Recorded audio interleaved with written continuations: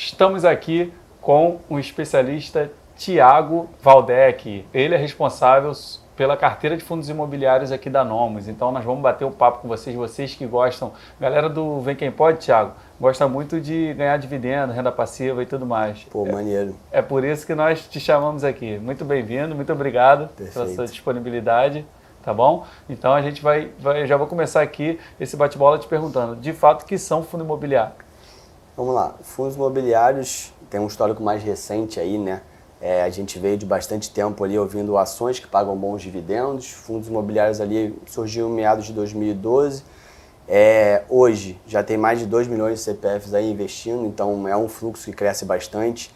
Fundo imobiliário a gente preza muito pela diversificação, né? Você consegue investir em imóveis físicos, em CRIs, em LCIs, então você consegue diversificar de uma maneira geral, como se fosse um apartamento, aluguel, mas você consegue ter uma diversificação bem maior. Então, em vez de ter um ou outro, você consegue se expor a 50, 100, 150, dependendo do portfólio. Então, aqui a gente trabalha ali com a carteira feita pelo Max, né, o Max Bon, nosso analista-chefe. A carteira ele tem um foco numa diversificação. A gente tem ali fundos de shopping, de logístico, de lajes corporativas, entra um pouquinho em fundos recebíveis, né, que vão investir em CRIs, que podem estar indexados ao IPCA ou a CDI. Então a gente tenta ali focar numa diversificação. Então o que a gente pega? Tem ativos de shopping, como o XPLG, que é um dos maiores fundos de shoppings ali do IFIX, tá? Aí entrando ali um pouquinho de logístico, você já pega o GARI 11, que é um fundo da Guardian, que também investe em galpões logísticos. Indo um pouquinho mais para recebíveis, a gente tem uma carteira mais indexada, a gente costuma pegar fundos ali que vão estar indexados 100% ao IPCA ou 100% ao CDI. Então 100% ao CDI você tem KNCR, o VGIR, que são dois fundos que são 100% indexados, e aí um pouquinho mais de IPCA, você tem o CPTS, você tem o BTCI, e aí são alguns ativos ali que a gente gosta. Como é que a gente chega num determinado fundo? Tem que ter uma certa liquidez, não pode ter qualquer liquidez para entrar na carteira, gestão ativa, um histórico, a gente tem que conhecer a gestora. Então, a gente faz todo esse procedimento, é uma carteira ali que hoje, por esse cenário de juros, de estresse que está tendo ali, cenário fiscal, a gente está tentando botar uma carteira mais defensiva. O que é uma carteira mais defensiva? É uma carteira que vai ter ali em CRIs, que são ativos de renda fixa, vão ter uma indexação maior a IPCA ou a CDI, que você vai conseguir proteger, né? Quanto maior uma alta da Selic, uma maior inflação, esse fundo vai te trazer retorno do dividendo e dessa forma você consegue deixar mais protegido. Em contraparte, a gente tem cerca de 30%, 40% da carteira em fundos de imóveis. Por quê? O imóvel físico, a tendência no longo prazo é ter uma valorização, então, apesar do dividendo um pouco menor, ele te traz um ganho de capital, né? Então, a gente faz essa diversificação, claro que é sempre visto dependendo do cenário. Então, funciona mais ou menos dessa forma, uma carteira tranquila, tem uma gestão ativa, você tem uma comunidade por trás, você tem um contato ali com o Max, então você tem esse retorno ali, tanto da performance da carteira, como também sabendo de informações, fatos relevantes, tudo isso que a gente coloca lá na comunidade. Essa rentabilidade da carteira de vocês ficou em quantos porcentos aí em 2023? Desde o início, tá? Que foi final de 2022, já tem quase aí 2 anos, a carteira está batendo o IFIX, tá? A gente vai soltar um relatório já novo na primeira semana de agosto. A carteira está batendo ali cerca de 3,30%, tá? A gente está com quase 19% de rentabilidade, enquanto o IFIX está em 15%, 16% no período. Então, é uma carteira um pouco mais defensiva, como a gente falou, né?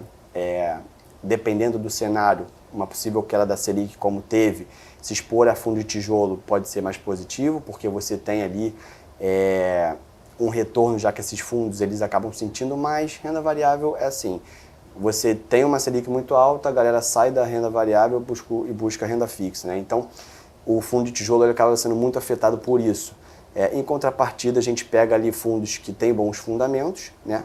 E que no longo prazo a tendência é eles voltarem para próximo ao valor patrimonial. Então, pegando fundos descontados, uma possível queda da Selic, uma melhora no cenário fiscal, principalmente com o Fed reduzindo os juros lá fora, a gente já começa a ter um andamento melhor ali da parte de fundos imobiliários, principalmente em fundos de shopping, galpão logísticos, hospitais, enfim, tudo que investe em imóvel físico.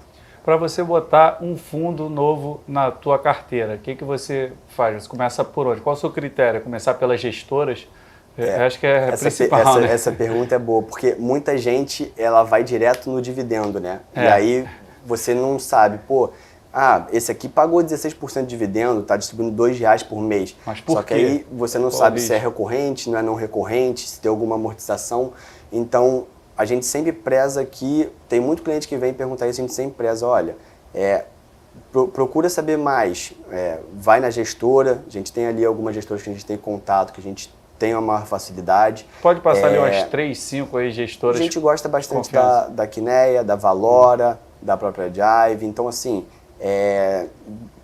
própria XP Asset também. Então a gente tem contato com muitas casas, a Guardian é uma ótima também, então a gente costuma ter proximidade com o maior número possível, que a gente faz ali uma seleção, precisa ter algumas, mas pô, a gente gosta de bastante e tem essa proximidade. Então, o que a gente costuma procurar? Liquidez é muito importante, porque se você acabar pegando um fundo que não tem liquidez na hora de sair, você pode acabar tomando um spread muito forte, você pode acabar não conseguindo sair do ativo. Patrimônio líquido do fundo é importante, nível de alavancagem, tanto em recebível quanto em tijolo, saber se o fundo está se alavancando, se vai conseguir pagar isso, é importante. Em fundo de tijolo, a gente costuma ver muito vacância e taxa de ocupação, isso é importante.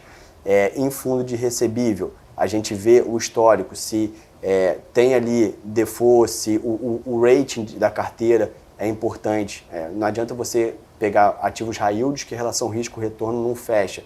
Então a gente costuma fechar ali mais ativos high grades, que tem melhor rate de crédito na carteira, e isso consegue trazer maior segurança para o nosso cotista, né, para o nosso investidor. Então, patrimônio líquido é importante, gestora, liquidez, portfólio, gestão ativa e, claro, o dividendo. Não adianta olhar só um deles, a gente tem que olhar sempre como geral. E o preço sobre valor patrimonial também é importante? Também é bem importante. Não adianta você comprar fundo com ágio ou com deságio muito grande, é sempre legal. Fundo de papel, geralmente tem uma volatilidade menor, né? Ele costuma negociar ali a 0,05 para cima ou para baixo. Como ele investe em título de renda fixa, se não for um fundo muito arriscado, ele vai estar mais ou menos próximo ao valor patrimonial e vai ser um reloginho que vai te pagar dividendo todo mês. O fundo de galpão logístico, a gente sempre preza, ele está aqui a 0,7, né? Um PVP 0,7, está bem descontado. Por quê? Aí você tem que ver nível de vacância, se teve algum problema, pode ter, enfim, uma chuva que estragou o galpão, ou então a região. Tem alguns fundos que os locatários entregam, então eles não conseguem mais reter a renda, o aluguel ali, isso machuca o fundo. Então, a gente costuma enxergar, o fundo tem qualidade, tem fundamento, ótima gestora, mas está descontado. Pode ser apenas o quê? Isso acontece muito no mercado, né? O fundo diminui um pouco o dividendo recebido, você já tem uma fuga muito grande de investidor, né? Então, a pessoa quer sempre o melhor dividendo e não liga muito para o resto. Então, o nosso foco ali a longo prazo é pegar bons ativos que estejam descontados, com ótimos fundamentos, são geridos por boas gestoras, e a gente fazer esse equilíbrio, a gente tem conseguido fazer isso bem ali na carteira. Isso é importante, né? Que antes da pandemia tinha fundo de papel sendo negociado aí a 1,5, e explica um pouco isso daí para a galera que não entende muito bem. O P sobre VP ali que mostra bem, É muito importante. Né? Porque o que acontece? Chega uma hora que, principalmente em fundo de recebível, como ele distribui um dividendo muito alto, a galera só olha o dividendo, vai ficar comprando, não importa o preço. Só que chega uma hora que ele fica um gap tão grande, o valor patrimonial do fundo é 100, ou seja, os ativos dele se juntar como todo, pelo preço, pelas cotas, ele vai ter um valor patrimonial de R$100. Se você está negociando ele a 140, 130, é um ágio enorme, você está pagando muito caro no fundo, né? E isso provavelmente sempre acontece. Eles convergem, o fundo converge para o valor patrimonial, seja de 80 para 100, de 120 para 100, a tendência é ele sempre ficar próximo, né? Então, antes da pandemia ali, a gente via muito fundo de papel que estava distribuindo 1,4, 1,6, 1,7 de dividend yield, e é uma coisa fora do normal. Na época a gente falava para os clientes, olha, isso é fora da curva, a gente tinha um IPCA muito forte, uma Selic que estava subindo, e não era um negócio que ia se manter por muito tempo. Só que a galera olha o dividendo, sai comprando a qualquer preço, e aí, enfim, depois Chorou, né? Aí o pessoal fica meio complicado, porque aí, porra, eu paguei 130 no fundo, ele já é 70, o que eu faço? Aí a galera sempre acha que vai voltar, mas não volta, é aquela tendência. Muita gente já saiu, já largou de mão e você não consegue, né? Então, ou espera, aí é que entra a gestão ativa. Tem gestão ativa, o fundo consegue reciclar o portfólio, consegue trocar os ativos, fazer uma troca ali ou outra, como é que é? Então, depende muito de uma gestão ativa. É muito importante você ter uma gestão ativa no fundo. Então, nós tivemos um probleminha aí, foi em alguns fundos, principalmente fundo de papel, que a galera só estava olhando dividendo, divide yield de 20%. A pessoa tem que entender que se está pagando muito é porque está correndo muito risco, Sim, não é isso? Perfeito, perfeito. Então, a gente tem alguns ativos ali, a gente costuma categorizar ali os fundos, né, em algumas divisões. Você tem os high yields, que é um risco-retorno muito elevado, né? Você tem um risco muito elevado para o retorno que ele vai te entregar. Você tem aqueles high grades, né? Que é o que a gente gosta ali de trazer para a carteira, que é o que tem a relação bem estável, são ratings de melhor qualidade, né? O rating que a gente fala é a nota do crédito da carteira, né? Geralmente são duplo ou triplo A, tá? Tem o middle risk, que ele geralmente é um fundo de CRI, mas ele tem cotas de outros fundos imobiliários, então ele não é um fundo de CRI puro, né? Então a gente sempre olha com carinho para essa forma, e aí, enfim, a gente até trocou uma ideia com os clientes ali no início do ano, porque durante 2022 você viu ali, principalmente os high yields, né? Vou citar alguns, HCTR, Deva, Versalhes, o Tord, eles tomavam um risco muito alto, chegaram a pagar 2% de dividend yield, 1,8%, né? Isso aí já é dado. Isso é absurdo, né? É um negócio meio fora do comum, só que uma hora a conta chega, né? Então, assim, eles acabaram compartilhando de alguns CRIs que deram default, tem o caso do Gramados Park e outros casos, né? E isso afeta diretamente o fundo, porque dá default, o CRI vai deixar de pagar, o fundo não consegue retornar para o cotista, e aí você começa a diminuir o dividendo, ou para de pagar o dividendo, e aí você toma default, isso sai do seu valor patrimonial, o dividendo cai, tem a fuga em massa dos cotistas, então um fundo que era negociado a 100, 110, 120, hoje está negociado a 30, 40, 50, né, dando alguns exemplos. Então, aí volta naquele ponto de gestão ativa. Ele vai conseguir se recuperar? A gente não sabe, né? A gente tem, assim, ele tem que fazer uma gestão no portfólio, saber se vale a pena continuar tomando risco para entregar, né? E aí, entrando até um pouquinho no que a gente está falando antes, aproveitando o gancho de entrar em Fiagro. O Fiagro ele é um ativo mais recente no mercado.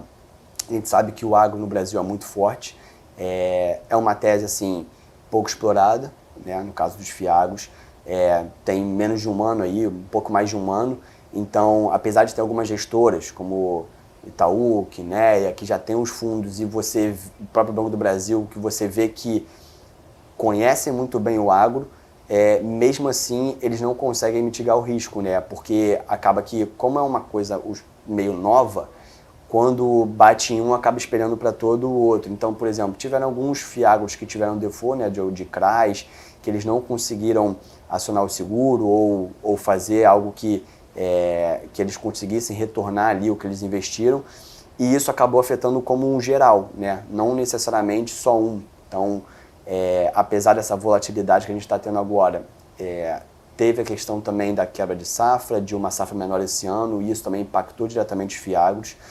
Então, aí eu volto um pouquinho, apesar do agro ser muito forte, você tem que entender que no curto prazo é um ativo que vai trazer mais volatilidade. Sou contra Fiagro? Não, acho uma tese que é um pouco recente, não tem um histórico, então se tudo que é meio novo a gente tem que ver como é que vai performar, mas você tem que estar ciente, mesma coisa, pô, mas eu não posso investir em high yield? Pode, mas você tem que estar sabendo onde você está botando o pé, né? Não adianta você simplesmente sair comprando só porque um amigo indicou, porque você viu um dividendo alto, então a gente volta naquela questão, gestão, patrimônio líquido, dividendo, portfólio, ler relatório gerencial é muito importante para quem está começando. Pô, mas tem 30, 40 páginas, lê um, lê outro, só para você ver como é que é tratado no fundo, ver um informe trimestral é interessante também, porque você consegue pegar ali no detalhe, preciso saber DRE, não, você vai só, né, vendo como é que situa, exato, seguir pessoas assim, aleatórias, um amigo que falou, pô, eu vi esse fundo aqui que está pagando 3%, pode pegar, você não sabe o que é que está ali, né, então risco, assim, contar ali com os assessores, com a mesa, para te trazer um informativo por trás é muito importante também. Qualquer dúvida, você chama aqui a Nomo, chama o Thiago, Perfeito. que ele já tem um relatório que o trabalho do cara é esse, é passar o dia estudando esses fundos, né? Pode contar comigo aí, pô, tem relatório, tem carteira, a gente trabalha ali diretamente com isso, o que precisar, pode contar comigo. Só chamar aqui a Nomos Investimentos, tá bom? Perfeito. Então, Thiago, mais uma vez, muito obrigado pela aula que tu deu. Qualquer coisa aí. Tá bom, e é isso, galera. Você que gostou dessa aula de fundos imobiliários, você se inscreve aqui e já comenta aqui pra gente aqui embaixo se você de fato já começou a investir, já montar a tua carteira de fundo imobiliário para receber ali os seus proventos todos os meses, tá bom? Perfeito. Até a próxima.